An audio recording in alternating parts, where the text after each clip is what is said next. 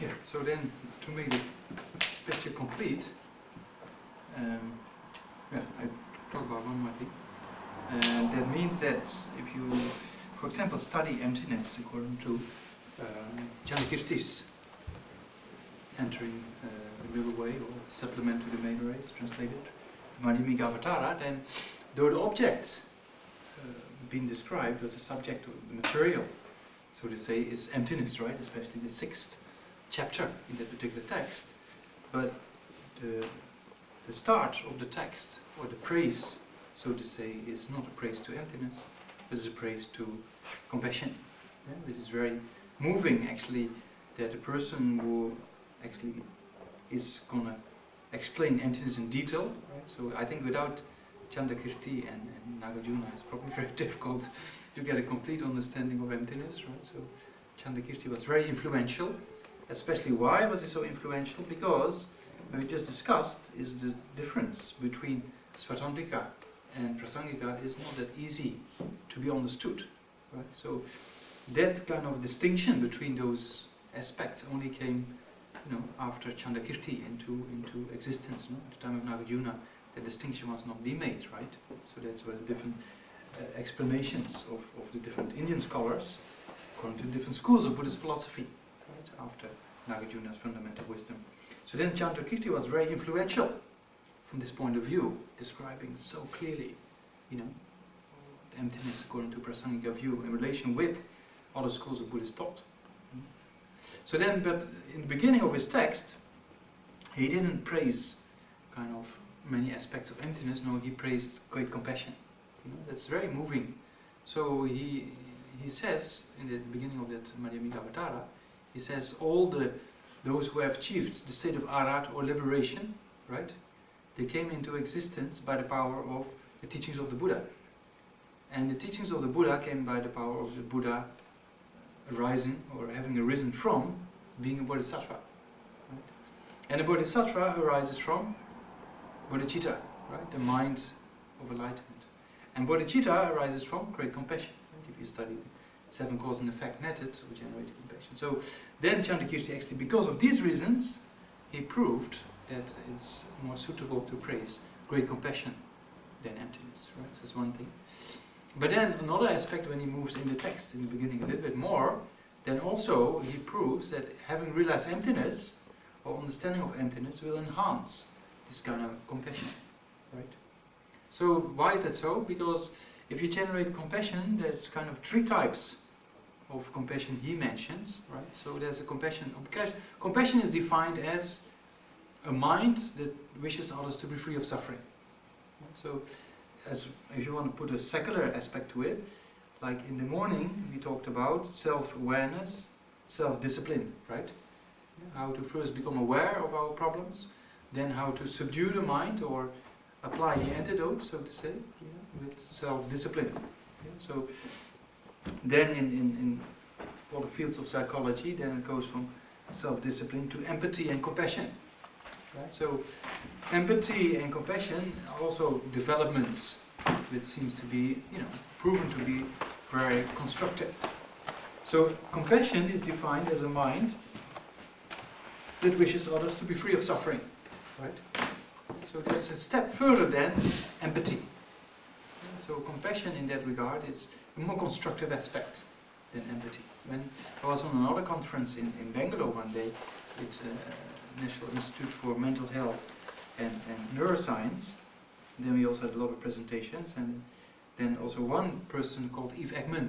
She's the daughter of Paul Ekman. You might have heard about the person with facial expression. So Eve Ekman had done some research regarding empathy versus compassion. Yeah, that empathy, especially she did research in the healthcare.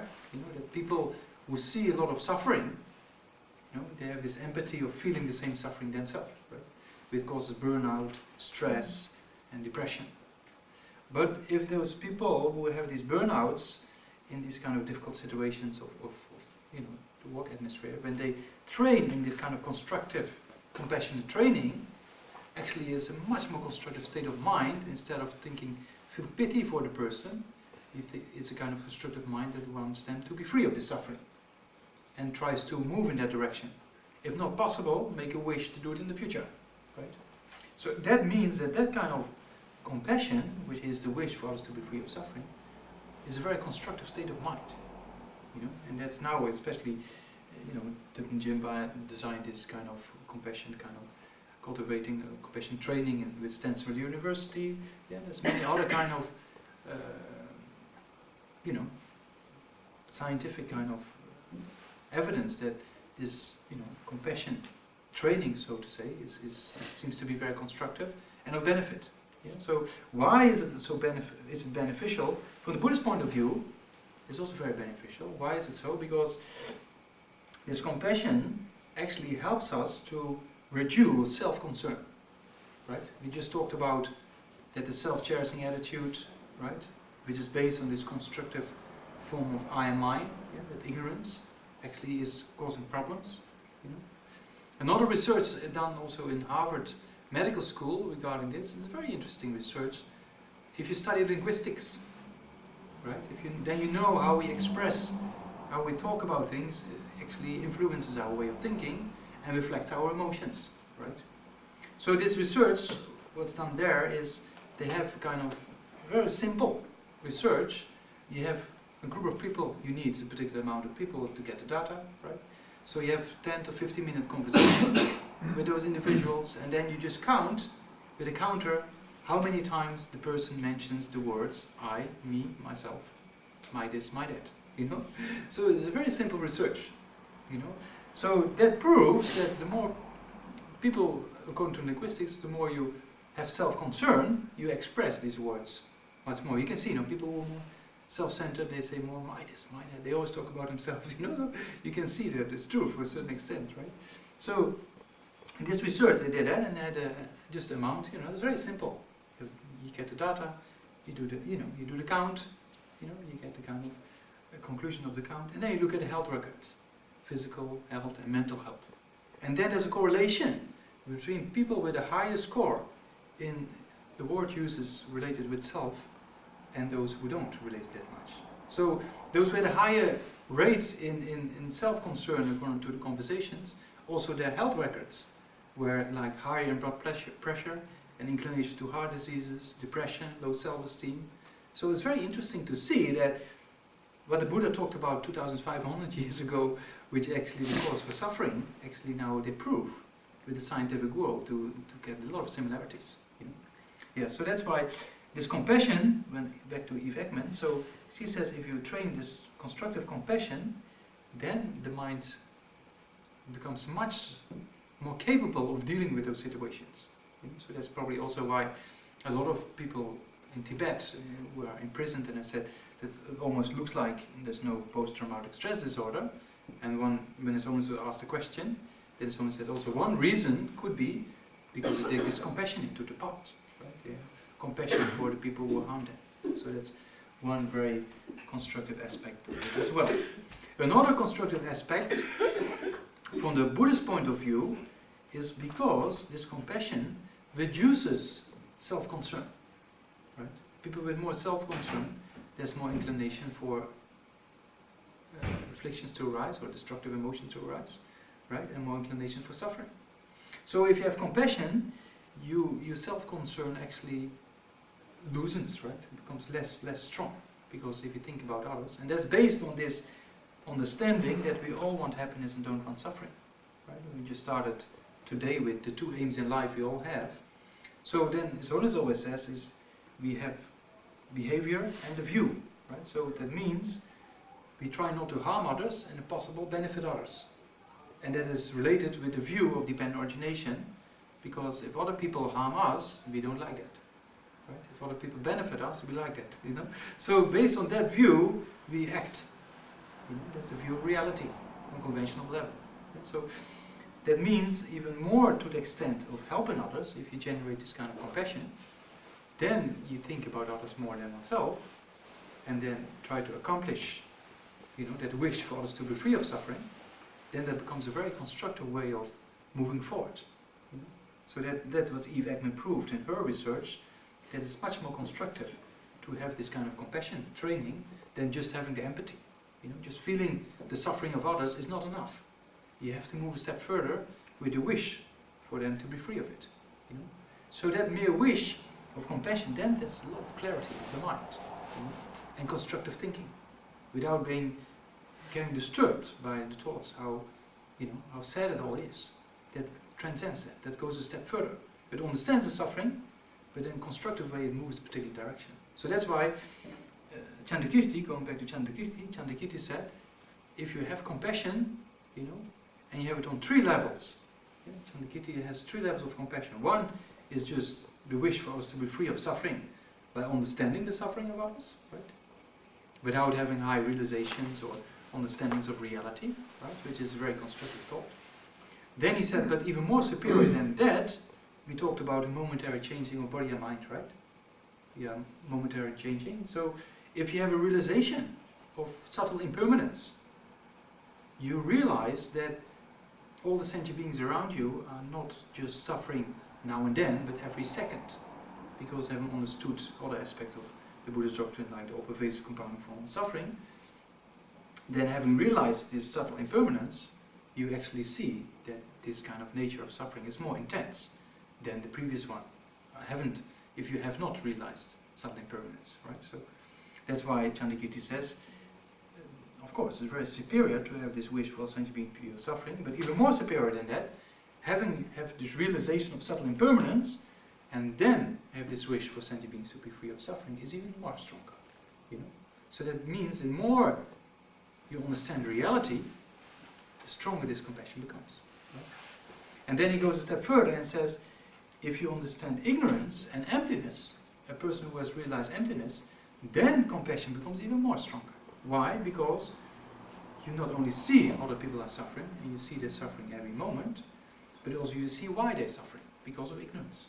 And not only you see that because of ignorance they're suffering, but also you see that it's possible to eliminate this ignorance. Because if you have realized emptiness, or understand emptiness, you know automatically it's possible to achieve enlightenment, it's possible to achieve liberation. And that's why His Holiness says, very often, just the more you think about emptiness, the more you start to get conviction in the possibility of achieving nirvana or liberation. Because you see that ignorance is the cause for the destructive emotions to arise. And not only that, but also you see that ignorance is the cause of reality. Ignorance is this kind of grasping at this kind of concrete, inherent, existing I am mine. And by understanding emptiness, you see it doesn't exist the way it appears. So you also see that not only oneself has all these sufferings of body and mind because of the karma or negative deeds being created by the power of destructive emotions, right? So the direct cause of the suffering are the destructive emotions, but the root cause of the suffering is this ignorance, right?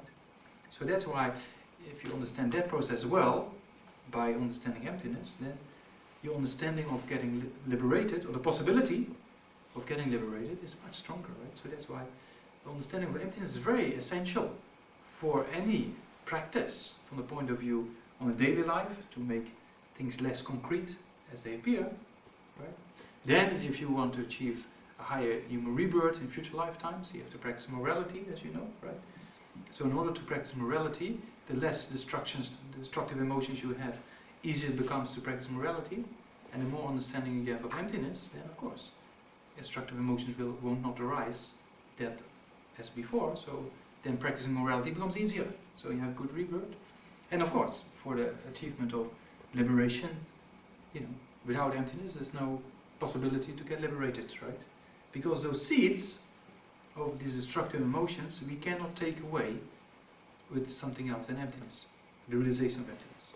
Why is that so? Because the mind that holds things as true existence or existing as an inherent way, it needs a mind that, in order to refute that, right? Same with the train example, in order to refute the idea that we are moving, yeah, we have to see the platform. We have to have a mind that reasons there's a platform, that means that this train is not moving, so that movement I see with my eye consciousness implies to be the other train. You see that? So you need kind of a mind that opposes this wrong view. Yeah, so the mind that opposes anger is the mind of patience, for example, right? Or the mind that opposes person A to be harmed is a person that thinks let person A abide in happiness. Yeah, so when the mind that person A abide in happiness is manifest, then the mind for person A to experience harm cannot come up to the surface, right? Yeah, so in order to eliminate ignorance, you have to have a mind that opposes this ignorance. Yeah, so what is ignorance? We saw is a mind that apprehends or holds towards or holds on to things existing from its own side, inherently. So we have to have a mind that sees the opposite of that in order to get rid of that mind, right? Which is the mind realizing emptiness. The mind that realizes things don't exist or lack this concrete aspect of reality that appears, right? You see that? So that means that emptiness, the mind of emptiness, or the object of apprehension, technically speaking, or the mind realizing emptiness, is exactly the opposite of the mind of the apprehension of ignorance. Yeah, so that's why. So the more you understand that aspect, the more you see the possibilities for liberation, and more possibilities, not the possibilities, but actually you see it's possible.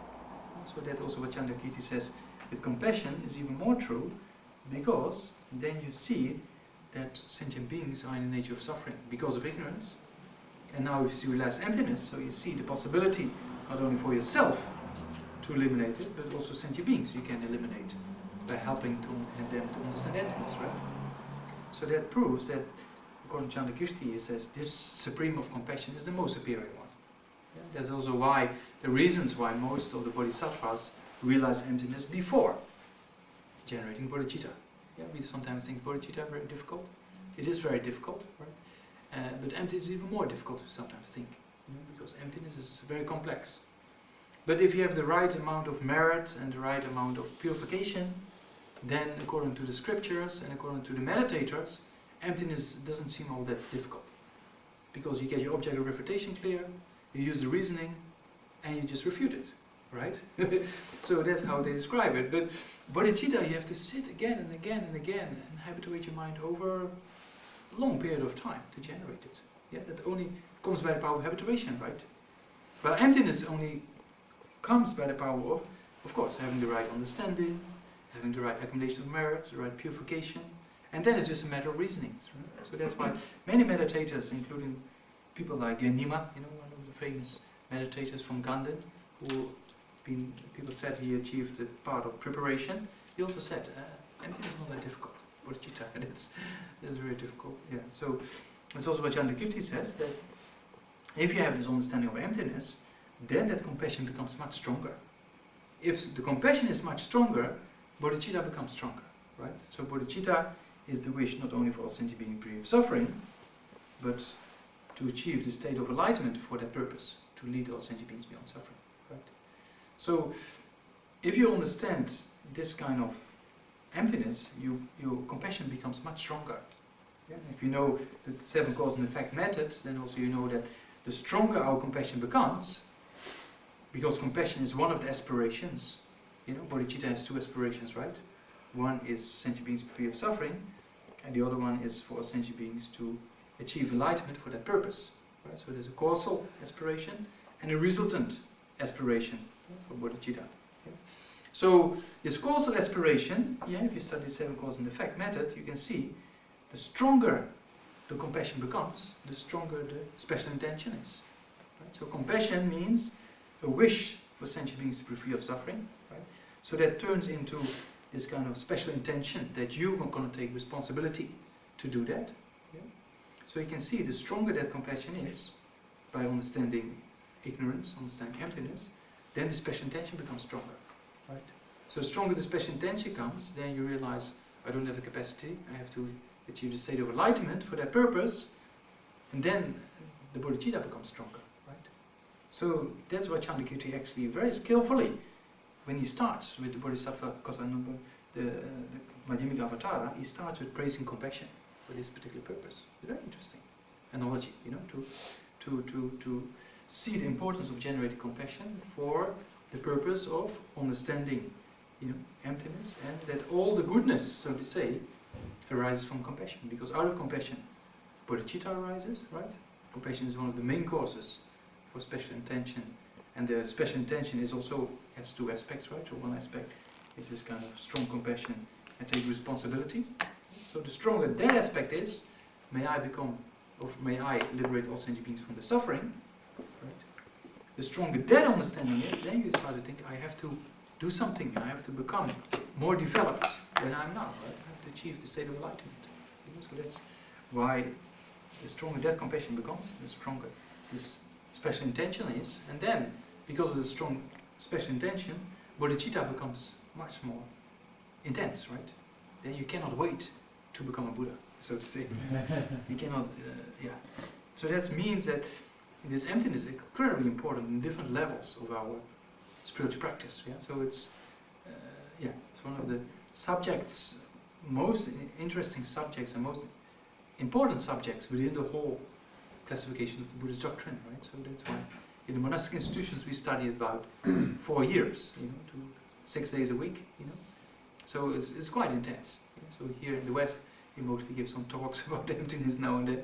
People study a little bit, but you can see, even His Holiness Dalai Lama says, you know, generated interest in emptiness when he was 16, 17, and then sometimes before he starts to say more now, but in the early days he used to say, you know, after 6 or 7 decades of studying it, examining it, then I slowly start to understand it. You know? But yeah, so people get easily discouraged when it comes to emptiness because it's not something easy to be understood. But as I remember the first time I received Bodhisattva chapter number 9 in Kasa, in Vajrayogini 1993. Then His Holiness gave that chapter. And I was quite new to Buddhism, you know. So that time Thupten Jinpa was translating, and I was just listening over the headphone, and it didn't make sense to me.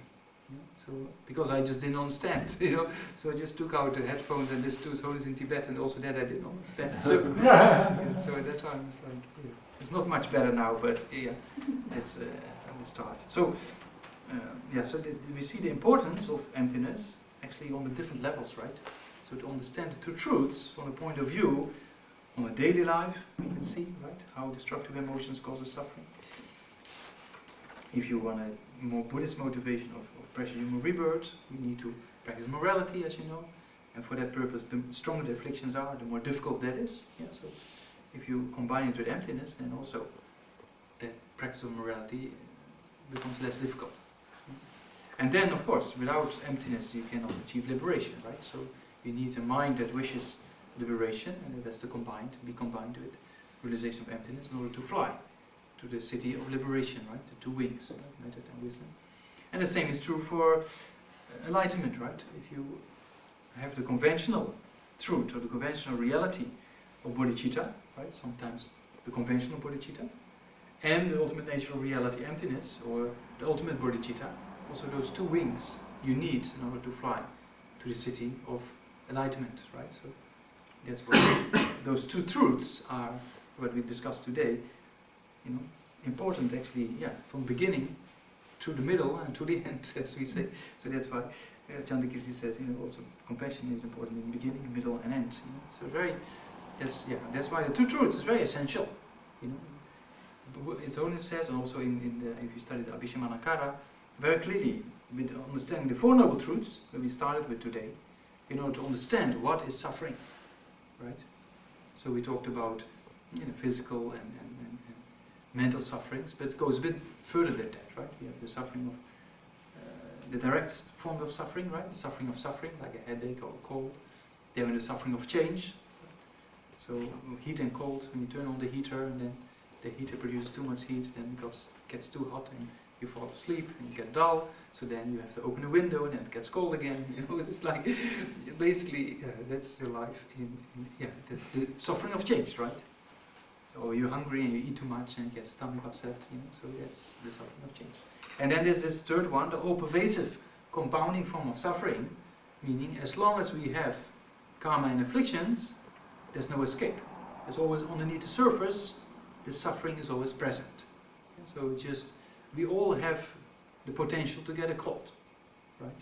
It's just meeting the right conditions, like going out in the wind and the cold wind and the wet, especially this kind of weather, then it's easy to get cold, right? So that possibility to get sick is always underneath the surface, right? This all-pervasive compounding form of suffering. Yeah, that's one aspect. And wherever you go in samsara, as long as you have this ignorance, as we discussed, right? As long as you have this ignorance, who propels us to be born in this cycle, either with positive deeds or with negative deeds in the different types of rebirth. By the power of ignorance, we create afflictions. By the power of afflictions, we create kind of activity and karma, and that propels us, right? Yeah, so then you see the same thing again. Yeah, that's by the power of that we are. So that's the real suffering. When the Buddha said you should know suffering, he was indicated this kind of all-pervasive compounding form of suffering, right? So when the Buddha said you should know suffering, it didn't mention you should know what a headache is all about, because that's easy for us to understand. Right? So he said you should know suffering, meaning you should know this kind of aspect. As long as you have these kind of destructive emotions, which is fueled by this ignorance, you're just stuck in this kind of process of suffering. So that means that you see, oh, then I have to do something, right? So then you see that actually that's the cause of suffering, and then you see the possibility of elimination of suffering. So we talked about very simplified. So the real level of truth of cessation is, in your own mind, the state which is free of a destructive emotion, right? Or elimination of a destructive emotion. That's kind of a real aspect of freedom we strive for, and that can be accomplished by, we just talked about, a direct perception of emptiness. A mind that directly sees, as clear as we see with our eyes, the things at that time. In the same way, we should see with our mental consciousness emptiness, right? So it's in the future. Yeah. So then that's kind of the truth of cessation, because the true path, there's a true path leading to the true cessation. Yeah, because the true cessation is the absence of the suffering together with the causes. Yeah? And into the full extent we call it nirvana. And on the paths, on the path of seeing and beyond, then also we have this kind of cessations, right? The absence of a particular affliction, we progress. So in that way it explains, like if we say in the Heart Sutra, Tayata, Gate, Gate, right? So the first two gates are the first two paths. So after generating bodhicitta, this mind of enlightenment, we enter the first gate, and then we realize emptiness, or before, and then we go to the Paragate, we have a direct perception of emptiness. Parasamgate goes even further, with the part of meditation, and then we reach our goal, Bodhisoha, which is kind of,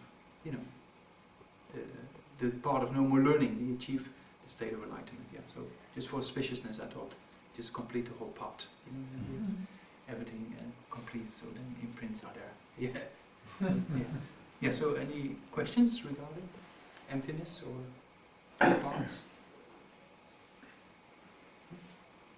Yeah? Do you have a question? I do. I've asked this question before to different people. But what is the cause of ignorance? It's previous moment. Yeah. Okay. So there's no root cause, but it's just because it's always been there. Yeah, it's been there, and the continuity of consciousness, or the continuity of ignorance in this case, is caused by its previous moment. Right? I mean, I guess where the question is coming from is, we talk about the basic nature of the mind is clarity. Yeah. And we have this clear nature. So it seems like the enlightened state of mind is somehow more in accordance with its fundamental nature. Yeah.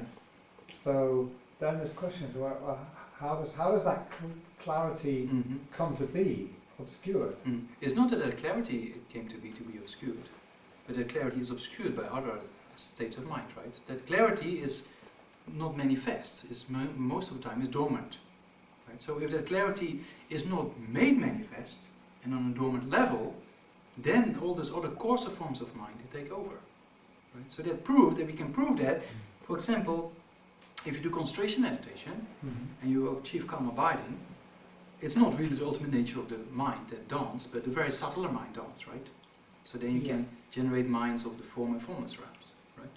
So at that time, the afflictions of the desire realm are not manifest, right? So that proves that those afflictions are not an innate part of that mind, right? That's one aspect.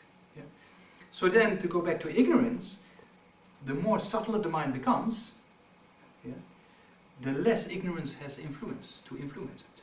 So the more subtler that mind of like a clear-light mind, you make manifest, then ignorance loses its potential to influence it, because ignorance, especially with desire, is of course a state of mind. Right? But still, then ignorance becomes dormant, and because of the subtle mind becomes more manifest. But ignorance is not being taken care of yet. So that means if you're in the meditation, everything is fine. Right? But when you come out of meditation, then the coarser mind gets activated, like the senses, and then ignorance is ultimately in relation with the coarser state of mind, and you lose the clarity. I guess maybe what I'm trying to say is it's difficult to see how that coarser level of ignorance is compatible with that fundamental clear nature. Yeah. You see what I'm saying? Like they seem contradictory. How can they exist in the same? They're not contradictory, because even a subtle mind, right, of calm abiding, right, which you talk about sutra level. Yeah. So on the sutra level, if you talk about the subtle mind in state of calm abiding, it's still ignorance has influence on it, right? So even in the high Yoga Tantra, when you generate the completion stage practice of the clear-light mind, right, then the mind is extremely subtle, much subtler than the sutra system. So there's a possibility, if you have a little bit of understanding of emptiness, to move to a direction of realization, right? But still it's influenced by ignorance. That's why we have to realize emptiness, even with the most subtle state of mind. So that ignorance also has different levels, right? We have ignorance that belongs to the desire realm, we have ignorance that belongs to the form and formless realm, right? So the subtler mind ignorance also becomes subtler. Yeah? So even on the most subtle essential mind, what you call the ultimate nature of the conventional, most subtle mind, then ignorance is not innate a part of that mind, but it influences it, right? Until that most subtle mind realizes emptiness, when emptiness only when it directly appears, because if it's a conceptual realization, the conceptual meaning generality of emptiness, right, or the mental image, appears to conceptual consciousness existing truly. So at that time, the conceptual realization of emptiness doesn't have the power to eliminate ignorance. So that mind, which is the most subtle one, becomes, if we talk about House Yoga Tantra, for example, the most subtle mind of the completion states of the clear-light mind, that realize emptiness at that time, then only it becomes an antidote for ignorance not to arise at that time. You needed that direct perception of emptiness. So it's not that ignorance is an innate part of this clear-light mind, right? But it's influenced. It influences this clear-light mind. Right? Yeah, sure. Yeah. It's, the problem hasn't quite gone away, but... Yeah. I mean, ignorance, you have to all understand, ignorance doesn't always have to be a very coarse form of mind, right? No, not at all. But if the fundamental nature of the mind is clarity, I mean, even on the level, not just that it has clear appearance, but clear awareness, why does it not kind of directly perceive its own nature anyway? Why does it? Why does that? But even that's still a conventional level, right? It's still the most subtle mind is still. But it could be all the ultimate level as well. Why does it not? We have to train to be able to perceive the ultimate nature of the mind. Yeah. But if its essential nature is clarity and cognition, I mean, I'm not sure if I can convey why it seems paradoxical that it is able to be confused. Yeah. If it has that fundamental nature of clarity and cognition. Yeah, but you even see what I'm getting? Yeah, that's true. But even the ultimate nature of clarity and cognition, is capable of cognizing particular objects, but still from the conventional level, right? Meaning things appear truly, but we can say this is a cup, or this color, that color, right? So on the conventional level, we realize things from this point of view of the sutra system, right? So that means on the conventional level, there's this clarity, things can appear to the mind, and things can be known, right? But still, ignorance has its influence on it. And that, I find it becoming more clear if you study calm abiding, and then especially the form and formless realms, right? Because there is a more subtle ignorance that has an influence on this clarity, though a much more subtle mind with this clarity, even knowing more things like clairvoyances, right? Sure. I'm not sure if my questions come across, but anyway, because you have to finish soon. Okay, maybe in the car we Yeah, okay. discuss a bit more. Yeah. Quickly then, about possibility of cessation. Yeah. Maybe like a follow-up from the previous question. Yeah. So, if with a direct realization of emptiness, at that time, that eliminates at that time there is no ignorance then. It doesn't appear at that time. Doesn't It appear. is not completely eliminated because that takes time to eliminate. It's like washing a piece of cloth, right? Yeah. Yeah. It takes time to go in the coarser forms of the dirt, and then the subtler one. So just realizing emptiness by itself is not enough. But when there's direct perception of emptiness, at that time, not newly created karma like what we have in the 12 links arises anymore. Because having direct perception of emptiness, at the moment of karma, the moment of the meditation, the meditative absorption, only emptiness appears, right? When you come out of that meditation, because of the power of meditation, things appear truly, but you don't grasp at it. So there's a difference between appearance and grasping or adherence at inherent existence, right? So because you don't have this adherence at inherent existence anymore, new propelling karma will not be created. Because for the 12 links, you have to have this first link of ignorance, right? So if you have this direct perception of emptiness on the Bodhisattva paths, then in the after session, or subsequent attainment, as it's been called technically, then at that time, there's no adherence at inherent existence, so this ignorance doesn't play a role.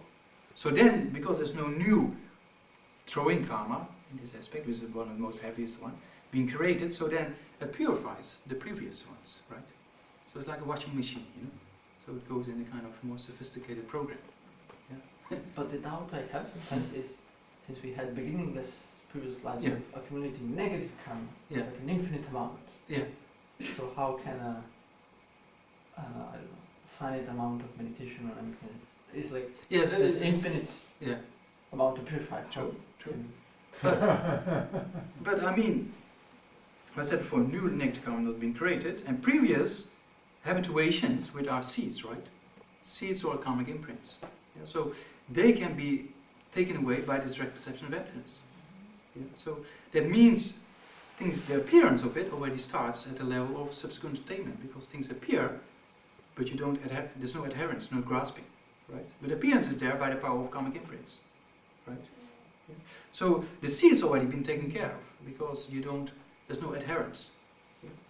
But then then I have to be very technical, because then we make a distinction between what we call seeds and what we call karmic imprints. Yeah, but anyway, it comes down to that the seeds already been taken care of, right, to a certain extent.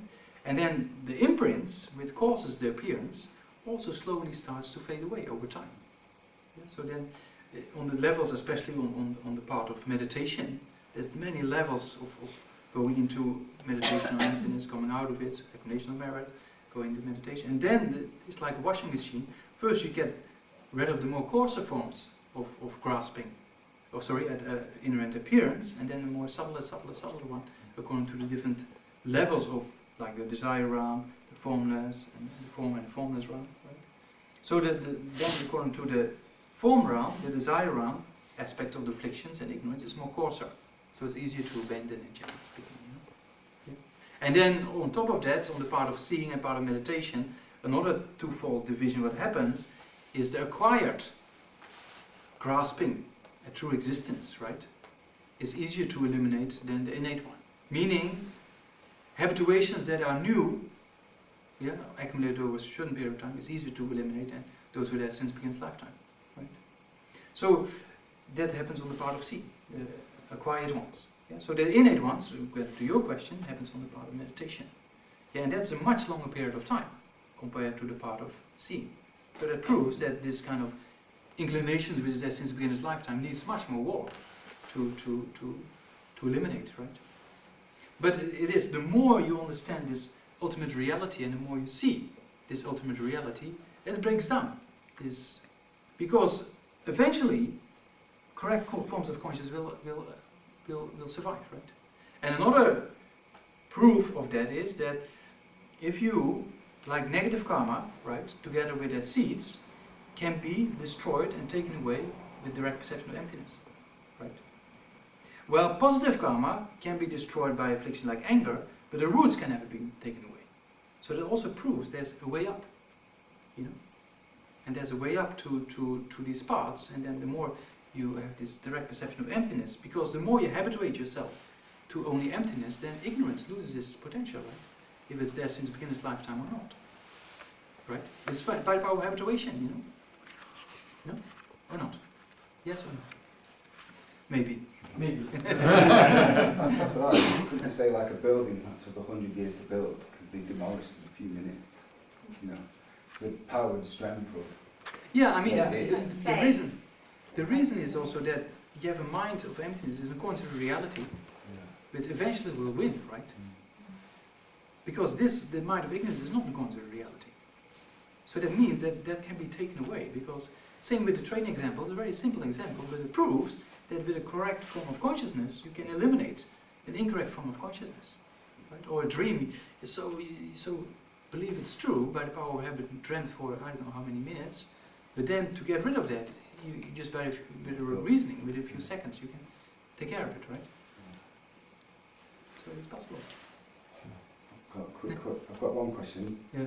And it's to do with the lower schools, if you like, I don't know, challenge to the Majjhimaka Prasangika. Basically the Sartran schools, they're kind of saying, aren't they, to the Majjhimaka Prasangas, oh, you're saying everything's a mere label over there, label upon a label, but how would you answer their problem, which is, okay, if everything's a mere label, how do you tell the difference between object A and object B? You know, Yeah. if they really are not from their own side, how can you distinguish between red and blue? Yeah. You know, what would you say is the answer?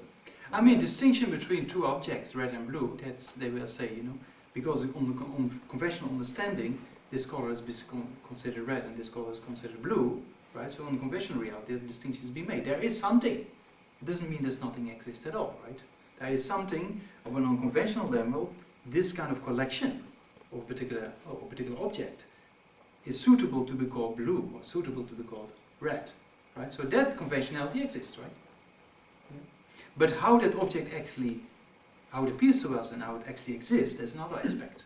So then they say those objects, though we merely impute them by having a suitable condition to be called like that, they don't exist from their own side. Yeah? Well, the Sautrantika and Svatantika Madhyamika, they say if you look for that base of imputation out there, you're able to find something upon which you impute.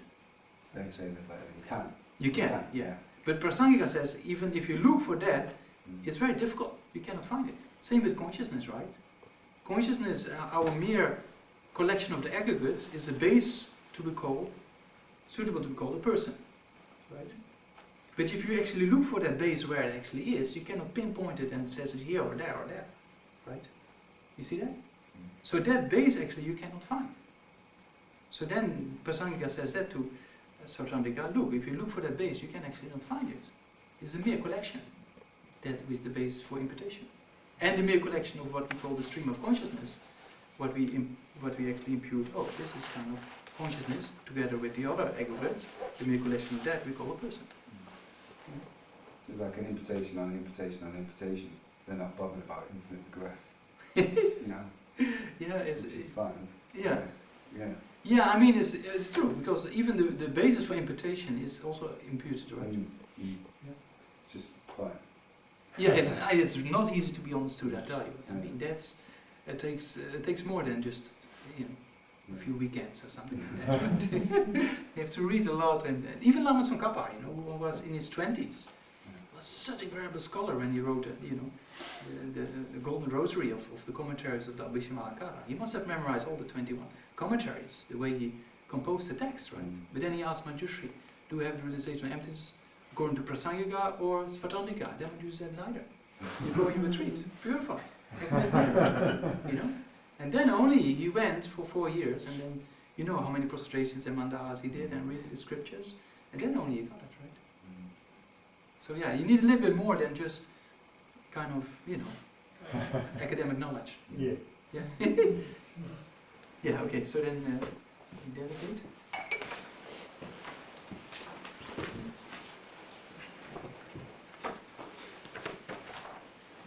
Yeah, there's a few, page number 34. Yeah, so try to dedicate for the inflation of the two truths, the two bodhicittas, that oneself and all sentient beings, very quickly freed of all the suffering. And in order to do that, oneself and all sentient beings get the correct understanding of emptiness and the generation of bodhicitta, and may it never degenerate but increase more and more. So try to think like that. I was citing the first verse. Yeah. Janjo Sanjo Rinpoche Magye Panam Gyöchi Eva Nyamba Meva Yan Goni Ofu Gawashto. That this teaching spread in all directions, and that the teachers who are teaching these two paths may have a long and healthy life, like His Holiness Dalai Lama, Lama Zopa Rinpoche, and all the teachers teaching the two paths, have a long and healthy life, and all the holy wishes to be spontaneously fulfilled. Yeah, so try to think like that, reciting the last two verses. His Holiness Kare Rabe Kore Singan So Penda Dewa Mahi Jungre Jere Zigwan Tenzin Yatsum Shabe Site Banu Thank you Jing Jang Jing Jang Gyung Tenzin Gyung Dewa Gyung Zodo Pose Josum Gorbe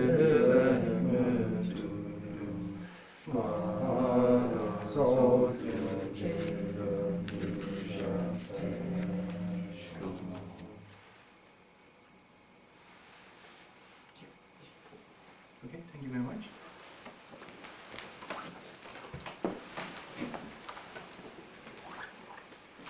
So I'd just like to express our appreciation. It's been a really inspiring day, and been very impressed how you managed to get that entire Dharma into one day. And very clear, but also very tantalizing, because as you've been speaking, it's been very clear. There's so much underneath what you're saying, to go into more depth, to really understand on a deeper level.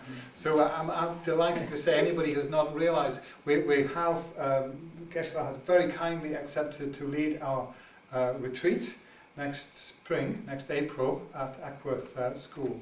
And so we're going to get bigger treat next time. And we will have an opportunity not only to explore in a little more detail and more depth some of these teachings, and also going to the Mahamudra, but also to do some meditation. So thank you, it's been a really wonderful day, and very small, inadequate, but a little offering to help you. Thank you. Thank you so much, and we look forward to seeing you again soon. Sure. Thank you so much. Thank you, everybody. Thank you. Thank you. See you next time.